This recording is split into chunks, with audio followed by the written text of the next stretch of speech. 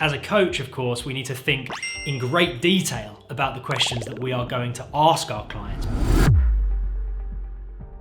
So this is part 2 of the different types of questions that a coach will ask their clients. And like I mentioned before in the previous video, the questions that you ask your clients, they are absolutely vital. And we don't ask random questions at random times. As a coach, of course, we need to think in great detail about the questions that we are going to ask our clients, because that is one of the biggest reasons why a coaching session is extremely valuable. And it's one of the reasons why we charge money for coaching sessions, because that's our training, that's what we understand. We know that we're able to ask questions to our clients in such a specific way at a specific time that it gives them the ability to shift their perspective, and it has a dramatic positive effect on their lives. So these are some of the questions, types of questions that you really want to become very skilled in if you're going to be a true coaching master. Now, the next type of question that I want to tell you about is called a solution-focused question. Now, a solution-focused question is exactly that. It's a question that focuses our clients simply upon solutions and away from problems. What do you need to do in order to overcome this problem? You know, that's probably one of the most simple solution-focused questions you can ask. You may listen to that and think, why is that impactful? Why is that got such a dramatic positive effect on the lives of our clients? These are some of the questions that people would more than likely be asked if they're struggling or having a hard time and they're asking advice from their friends and family. Their friends and family could say something along the lines of, what's wrong with your current job? What's wrong with your current relationship? Why don't you like going there? Why don't you like seeing this person? Now, you might listen to that and think, yeah, but they're just harmless questions. But actually, they're very problem-focused questions. They are asking about the problem, and what they're doing is they're guiding that person's attention towards why something is a problem. What we want to be doing as coaches is we don't want to be asking problem-focused questions that get our clients focused upon why they're experiencing a problem. We want to be asking questions that have our clients firmly focused on what the solution to the problem is. So it may seem like a very small difference, and in terms of actually asking the question, it is a small difference, but it has a very dramatic effect. The difference in effect is huge. This example I use of a golf ball, right? Now, it's a very simple example to understand, but it's a good one, it's a good visual. Now, if I was to hit a golf ball just very, very slightly to the left or very slightly to the right, the initial difference that I have created by hitting that golf ball just very slightly in a different direction initially is a very small difference. But as that golf ball then travels, however many yards, where the golf ball ends up is completely different to where it would have ended up if I had hit the golf ball dead on.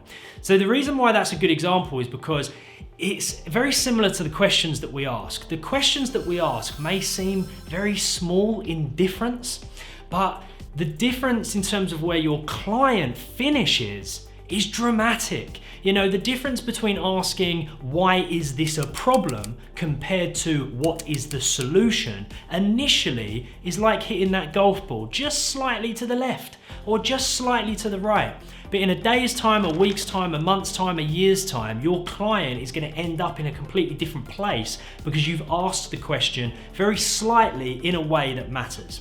So, solution-focused questions. Let's be asking solution-focused questions. What do you need to do in order to overcome this problem? Where do you need to go in order to overcome this problem? Who do you need to speak to in order to achieve that goal? What specifically do you need to do? Where do you need to go? All of that stuff, right? We're just looking for solutions all the time. The second type of question I want to tell you about is called a hypothetical question. Now, hypothetical questions, they exercise the mind and the imagination of our clients. A hypothetical question, quite simply, what we're doing with that is we are imagining that a problem doesn't exist. So let's say, for instance, you've got a client and they're very unhappy in their current job, and their current job is making them feel very unfulfilled, feeling trapped, feeling let down. And you said to them, hypothetically, let's imagine for a moment, you woke up tomorrow and you knew the solution. Hypothetically, you woke up, you were no longer feeling trapped, you were no longer feeling deflated, and you knew exactly what you should be doing, when you should be doing it. What would the answer be? Because what we're doing is we're removing the restrictions of reality. We're removing the restrictions of that realm of reality where then our client would say, yeah, but I don't feel that way. Yeah, but I have still got this job that I dislike. Yeah, but I am still feeling let down. We're just engaging our client's imagination. Hypothetically, let's imagine you didn't have that problem. Let's imagine you were somewhere else. Let's imagine you did have that skill set.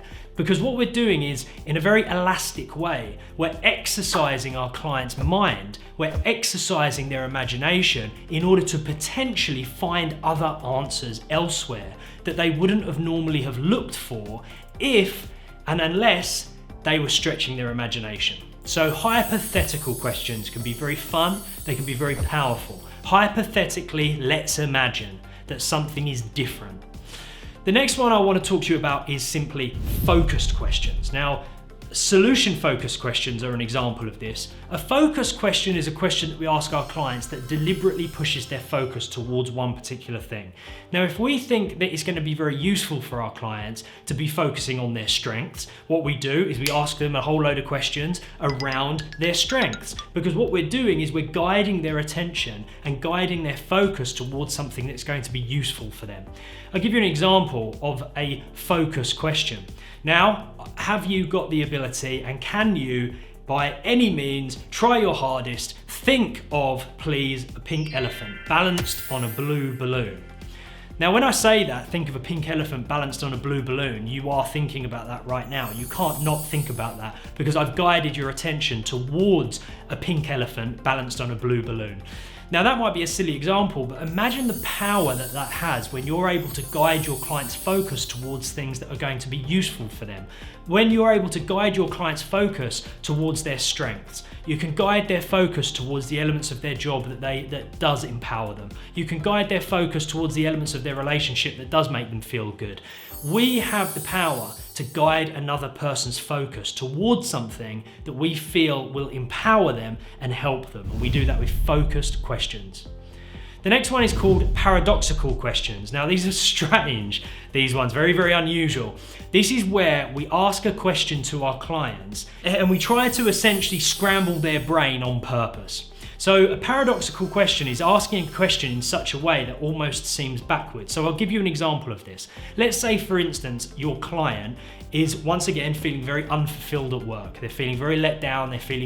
Let's say your client is feeling very depressed with the job that they're currently in. You may ask a question such as, what do you need to achieve in order to feel even more depressed in your work? Very strange, right? It's a weird way of asking a question because you would think that what we would be asking is, what do you need to achieve in order to leave that job? What do you need to achieve in order to feel more empowered? But I'm going to ask you, what do you need to achieve in order to feel more depressed? Where do you need to get to? What heights do you need to reach in order to be more let down with yourself as you are right now? It's going to scramble your brain a little bit and your clients are going to have to really think about that. But what it does is, again, it shifts their perspective away from the mindset and the perspective in which they've had currently up until this point. And it gets their brain a little bit scrambled, so they have to look in different places in order to find an answer to your question. Don't forget, as coaches, we are always trying to expand the perspective of our client's mind. And so we're able to do that with questions such as paradoxical ones. Finally, the last type of question I want you to know about is called a miracle question. Now, a miracle question is where there are no bounds. Let's imagine for a moment you woke up tomorrow morning and every problem you've ever experienced has gone away. You are the best version of yourself. You're exactly who you want to be. You're exactly where you want to be. And everything you've ever wanted, you have achieved it. What do you do next? What do you do next? What are you passionate about then, in that case? What do you feel strongly pulled towards? What's your purpose? What's your meaning? A miracle question drops all barriers. It drops all ifs, ands, or buts, or maybes. I'm saying this in my coaching all the time. No ifs, ands, or buts. If I'm asking you a miracle question, we are going to exercise our imagination and we are going to imagine for a moment that a miracle has occurred and you are in a position that you want to be in. There's a lot of lessons that can be learned from that place.